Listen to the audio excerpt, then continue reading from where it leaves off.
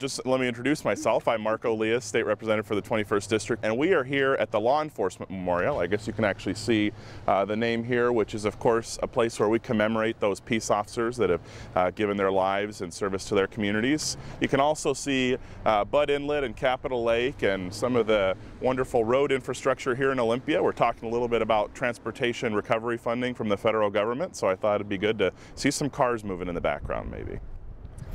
The legislature recently announced millions of dollars in federal transportation funding for Washington. How will that money be used? Well, we are so fortunate that President Obama and the Congress have provided a lot of relief, a lot of recovery funding for states right now that are being met by hardship because of this economy. And for our state, it does mean $600-some million is coming to Washington to help get projects going, help get people to work, building infrastructure for our people. About $300 million, $350 million of that is going to come through the state budget, through the state process, and so we're going to be focusing on spending those dollars on projects that are ready to go, that will get people to work. Probably about 6,500 jobs will be created this year because of the work that we're doing through this recovery funding, and I'm really excited all across the state. Does Snohomish County benefit from the federal dollars?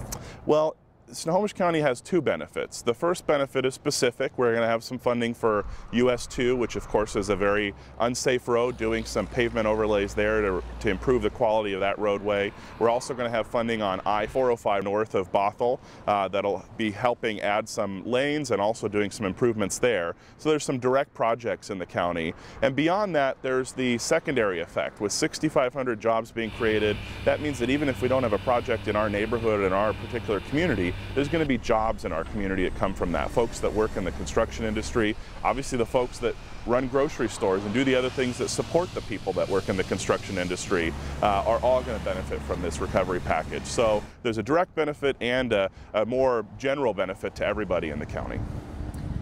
So does this money help with the state's budget shortfall?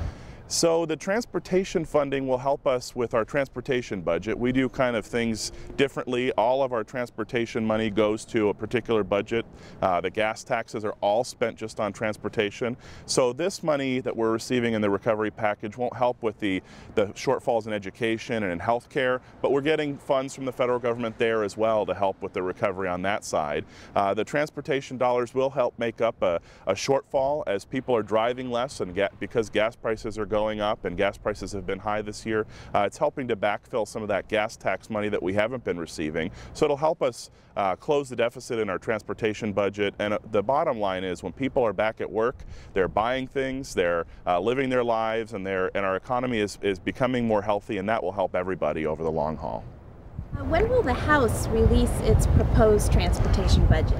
So just in a couple weeks, the week of March 16th, we're going to release the House transportation budget, and that'll list, which I'm really excited about, it'll list over $3 billion right now, it looks like, in projects across the state.